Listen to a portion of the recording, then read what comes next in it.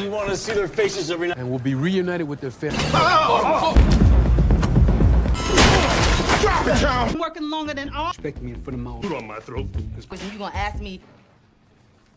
Halo semua, Infoin Yuk hadir lagi dengan beberapa video review alur cerita berbagai perfilman. Perlu diingat, video ini berisi spoiler ya. Bagi yang tidak suka spoiler, silahkan tonton di aplikasi atau situs terpercaya bagi kalian. Nah, film yang akan kita bacakan alur ceritanya kali ini adalah film yang berjudul Street Kid. Film yang diperankan oleh aktor-aktor yang pasti sudah kalian kenal. Siapa mereka? Yaps, mereka adalah Keanu Reeves, pemain utama dari Matrix, juga John Wick, dan Chris Evans, pemeran dari Captain America. Kebayangkan kalau Keanu Reeves yang main, tentunya banyak sekali adegan tembak-tembakan maupun actionnya. Dan untuk film ini sendiri adalah film yang mengusung tentang kasus pembunuhan anggota kepolisian yang ditutupi oleh kesatuan anggota kepolisian yang sudah terbiasa bertindak kotor. Kemudian dikulik kembali oleh rekan dari kesatuan tersebut, hingga diketahuilah rahasia yang terjadi di dunia kepolisian. Penasaran gimana ceritanya? Tonton terus video ini, check it out! Film berkisah tentang seorang anggota kepolisian Los Angeles bernama Tom Ludlow yang mengalami masa sulit setelah kematian istrinya. Setiap hari, Tom mengisi harinya dengan minum minuman keras. Meski begitu, ia masih tetap menjadi andalan pimpinan maupun rekannya. Di kepolisian, Tom bekerja di bawah pimpinan Jack Wender. Ia bergabung di tim Jack yang kerap kali menggunakan cara kotor dalam menuntaskan kasusnya. Bahkan mereka yang tergabung di sana juga saling melindungi untuk menutupi perbuatan kotor mereka. Suatu ketika, Tom mendapat tugas memecahkan kasus penculikan yang terjadi pada dua gadis kembar. Di dalam misinya, ia menyamar sebagai seorang pria penjual senjata ilegal. Untuk mengetahui markas penculik, Tom rela dipukul oleh terduga pelaku yang berasal dari Korea tersebut. Kemudian, dua gangster tersebut mencuri mobil Tom dan kabur. Tanpa mereka ketahui, Tom sudah memasang GPS di mobil tersebut. Melalui itu, Tom akhirnya menemukan markas mereka. Setelah mengetahui keberadaan target, Tom pun menggunakan caranya sendiri dalam menyelesaikan tugasnya.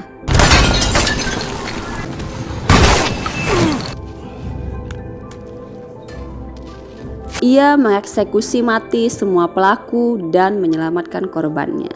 Tindakan Tom ini sendiri sangat menyalahi peraturan kepolisian.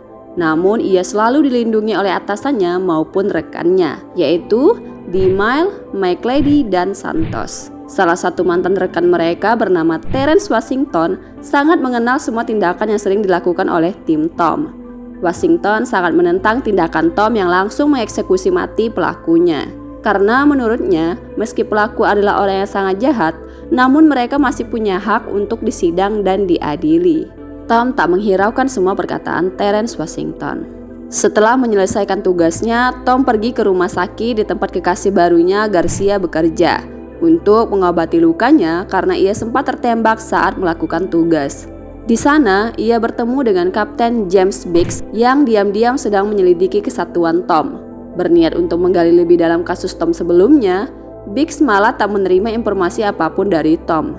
Biggs pun memberikan kartu namanya dengan harapan suatu saat pasti Tom akan membutuhkannya. Keesokan harinya, Tom menghadiri pesta yang diadakan oleh Kapten Jack. Jack mengadakan pesta untuk merayakan kenaikan pangkatnya yang berhasil dalam menyelesaikan tugas penculikan sebelumnya. Saat berkumpul bersama, Tom memberitahukan pada timnya bahwa ia didatangi oleh Kapten Biggs yang bertanya tentang kasus sebelumnya padanya. Kemudian Kapten Jack mengatakan bahwa Kapten Biggs saat ini sedang menyelidiki Tom karena Washington yang tahu semua cara kerja tim mereka melaporkannya pada Kapten Biggs. Menurut Jack, Washington masih tak terima karena sudah dikeluarkan dari tim tersebut, sehingga ia pun bekerja sama dengan Kapten Biggs. Mendengar itu, Tom menjadi marah dan ingin menghajar Washington. Ia pun mulai membuntutinya. Saat Washington pergi ke minimarket, Tom mulai melancarkan aksinya untuk memberi pelajaran pada Washington. Namun di tengah perjalanan, Tom melihat ada dua orang mencurigakan yang hendak menuju ke minimarket tersebut. Segera Tom menemui Washington dan memberitahukan bahwa akan ada perampokan di sana. Namun Washington tak mempercayainya dan malah mengira Tom yang akan membunuhnya. Bersamaan itu, dua perampok itu pun datang menembak tanpa henti. Washington dan Tom pun berpisah bersembunyi satu sama lain. Karena perampoknya tak henti-hentinya menembak, Tom yang tersudut tak sengaja menembak lengan Washington, yang akhirnya memancing perampok menemukan Washington. Secara brutal, perampok itu pun menembak Washington hingga Washington pun tewas di tempat. Setelah melakukan itu, mereka pun kabur, dan Tom sama sekali tak bisa mengenali perampok yang memakai penutup wajah tersebut. Sayangnya, di rekaman CCTV terlihat Tom sedang berkelahi dengan Washington, yang mana menurut Jack itu akan membuat polisi menuduh Tom bersekongkol dengan perampok. Apalagi Kapten Biggs yang sedang menyelidiki mereka pastinya akan bertambah curiga dan menggali lebih dalam kesatuan mereka. Akhirnya untuk kesekian kalinya mereka pun menutupi kejadian sebenarnya di kematian Washington. Mereka memutarbalikkan fakta dan Tom disuruh untuk menyembunyikan rekaman tersebut. Untuk sementara waktu Tom pun dipindah tugaskan di kantor saja tanpa turun ke lapangan. Di kantornya Kapten Biggs kembali mendatanginya. Ia ingin menanyakan tentang kejadian sebenarnya pada kasus Washington. Menurutnya ada hal yang menjanggal dalam kasus tersebut. Karena berdasarkan ahli patologi, ditemukan 3 jenis peluru berbeda yang bersarang di tubuh Washington. Padahal kesaksian Tom mengatakan hanya 2 orang penembak yang menembak Washington. Ditambah lagi rekaman CCTV juga tak ditemukan di tempat kejadian. Biggs mencurigai kesatuan Tom pasti menyembunyikan sesuatu di kasus tersebut. Tom tak menjawab sedikit pun pertanyaan dari Kapten Biggs. Biggs pun pergi dengan kekesalan. Hari berlalu, tibalah hari pemakaman Washington. Segenap rekan kerja Washington hadir untuk memberikan penghormatan terakhir padanya. Begitupun sang istri Linda yang hanya duduk terdiam menyaksikan serangkaian acara pemakaman. Selesai acara, Tom menghampiri Linda untuk menjelaskan semua yang terjadi saat kejadian. Namun nampaknya Linda sangat tak menyukai Tom dan pergi tanpa menghiraukan penjelasan Tom. Sepulang dari sana, Tom pergi menemui polisi yang ditugaskan menyelidiki kasus Washington. Polisi tersebut bernama Diskan. Tom menanyakan pada Diskan sudah sejauh mana ia menyelidiki kasus tersebut. Namun nampaknya Diskan belum menggali lebih dalam kasus tersebut. Karena jumlah peluru yang berbeda di tubuh Washington saja ia belum tahu. Tom kemudian pergi ke laboratorium ahli forensik. Melalui dokter forensik, Tom mendapat informasi bahwa Washington mendapat tembakan sebanyak 18 kali. Dan satu tembakan di belikatnya yang paling mematikan. Tom sudah yakin pasti itu tembakan darinya. Tom berniat ingin mengambil bukti peluru tersebut. Namun Diskan malah datang. Ia langsung merampas bukti forensik yang dipegang Tom tersebut. Sepulang dari sana, mereka malah berdebat karena berdasarkan pengakuan Diskan, ia disuruh kesatuan Tom untuk menutupi kasus tersebut tanpa mengetahui siapa pelakunya. Demi menyelamatkan Tom bebas dari kasus tersebut. Tom menjadi emosi mendengarnya, walaupun demi dia, Washington masih tetap teman dekatnya. Bagaimanapun caranya, Diskan harus menemukan pelaku penembakan itu. Diskan kemudian mendapat telepon yang memberitahukan 2 nama pelaku setelah DNA air liur 2 orang tersebut ditemukan di puntung rokok yang berada di depan minimarket. 2 pelaku itu bernama Fremont dan Coates. Mereka adalah pengedar narkoba, pelaku pembunuhan, dan juga pemerkosaan. 2 pelaku ini pernah ditangkap oleh Santos dan DeMille, kemudian dibebaskan oleh Washington. Tom heran, kenapa orang yang sudah dibebaskan oleh Washington yang justru membunuhnya sendiri. Tom kemudian menemui Jack meminta izin untuk membunuh Fremont dan Coates. Namun Jack tak mengizinkan karena saat ini mereka sedang diawasi oleh Kapten Biggs. Bagi Jack itu hanya akan memperkeruh masalah. Dengan sedikit perdebatan, Tom akhirnya menghentikan rencananya. Beberapa hari kemudian, Diskan menemui Tom. Ia mengatakan bahwa Washington ternyata adalah polisi kotor yang ikut andil dalam penjualan narkoba. Tom tak mempercayai itu. Ia merasa pasti pelaku penembaknya yang menjebak Washington. Tom sangat ingin mengusut kasus tersebut. Begitupun Diskan. Itulah sebenarnya tujuan ia menemui Tom. Akhirnya mereka pun bekerja sama menyelidiki kasus kematian Washington. Dimulai dari mencari pelaku melalui alamat yang diketahui. Di sana mereka menghampiri segerombolan orang yang sedang nongkrong. Tiba-tiba ada seorang pria yang mencoba kabur. Tom yang sudah lihai dalam bidangnya berhasil menghentikan pria tersebut dan menjebaknya. Dari pria tersebut, mereka mendapatkan info bahwa pria bernama Grill yang tinggal di San Diego pasti tahu keberadaan Fremont dan Coates. Tiba di kediaman Grill, mereka langsung menyergap Grill dan menginterogasinya. Namun Grill tak ingin diajak bekerja sama, hingga Tom pun akhirnya menggunakan kekerasan. Tetap tak ingin membuka mulutnya, Tom pun menjebloskan Grill ke penjara karena narkoba yang ditemukan di rumahnya. dengan perjanjian jika ia ingin keluar dari penjara, ia harus menanyakan kepada kenalannya di mana mereka bisa mencari Fremont dan Coates. Sambil menunggu informasi dari Grill, Tom masih tetap menjalani tugasnya di kantor. Ia kemudian didatangi oleh Clady yang memberikan peluru Tom yang mengenai Washington. Mereka berharap Tom tak perlu lagi terlibat dalam kasus tersebut, karena kasus itu sudah mereka selesaikan. Di saat bersamaan, Tom mendapat telepon dari Grill yang memberitahukan nama kenalannya yang tahu di mana dua orang tersebut. Ia adalah Scribble. Scribble pernah sekali berbisnis dengan Fremont dan Coates di sebuah rumah kecil di dekat bukit. Ia kemudian mengantarkan mereka ke sana karena Tom mengancamnya akan memenjarakannya. Sampailah mereka di sana. Di rumah itu mereka tak menemukan apa-apa. Saat di halaman, Tom mencium bau busuk. Ia mencari asal bau tersebut, dan tak disangka ternyata itu berasal dari bau busuk sebuah mayat. Mayat dari Fremont dan Coates. Mayat tersebut terlihat sudah lama berada di sana, bahkan dari sebelum pembunuhan Washington. Tom meyakini seseorang yang membunuh Fremont dan Coates juga merupakan dalang dari pembunuhan Washington. Orang tersebut sengaja meletakkan DNA mereka di minimarket tersebut untuk pengalihan pelaku. Setelah dari sana, mereka kembali menemui Scribble. Mereka bertindak seolah tak menemukan apa-apa. Tom mengatakan pada Scribble jika Fremont dan Coates menghubunginya, ia harus mengajak mereka bertemu dan mengatur pertemuan antara mereka. Beberapa hari kemudian, Tom melihat lagi isi video rekaman CCTV kasus Washington. Di saat menonton, ia mendapat telepon dari Diskan bahwa Scribble sudah mengatur pertemuan mereka yang akan terjadi malam ini.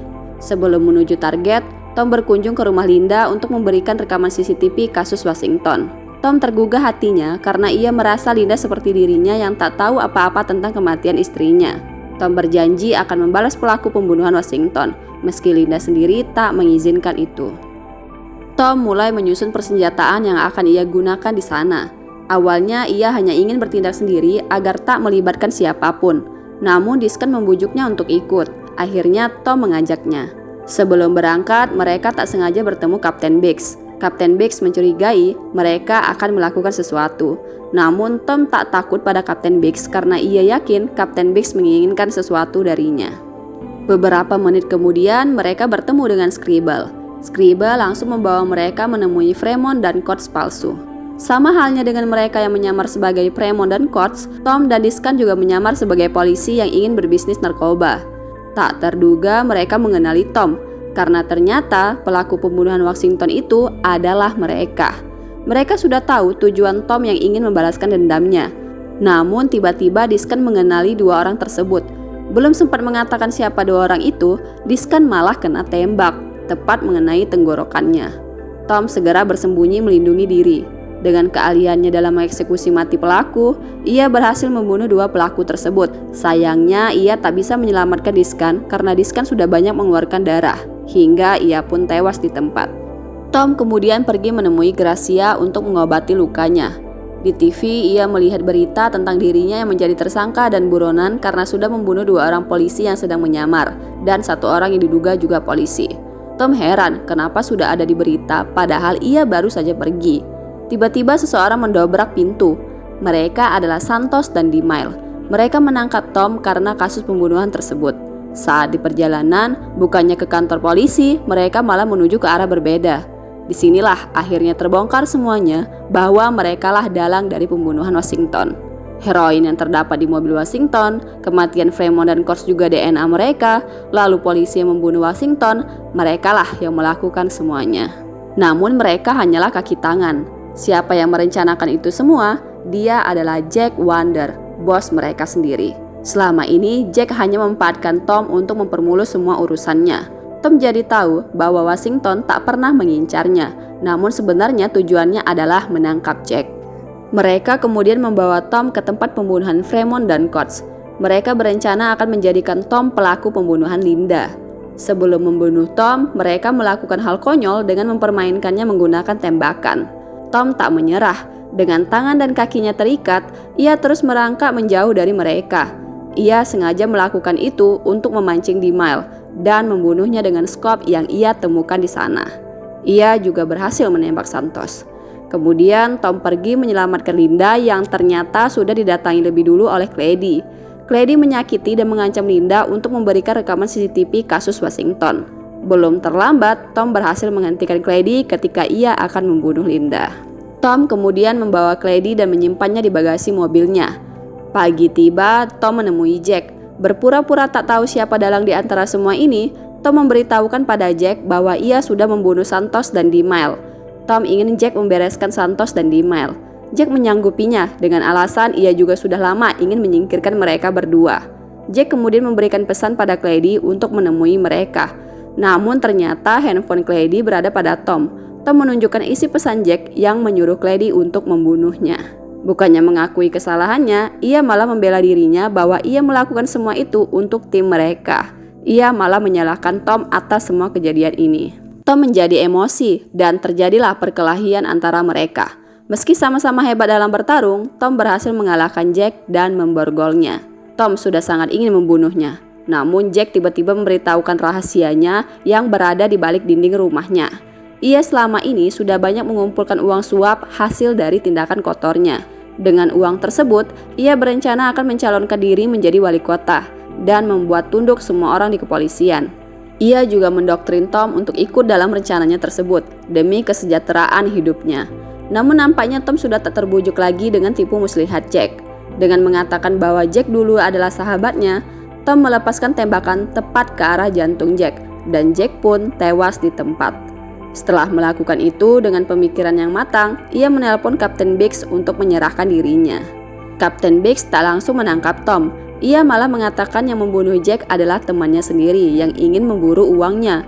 Tom heran, ternyata dari awal Biggs memang sudah ingin membongkar tindakan kotor Jack. Namun ia tak bisa karena banyaknya antek-antek Jack di belakangnya.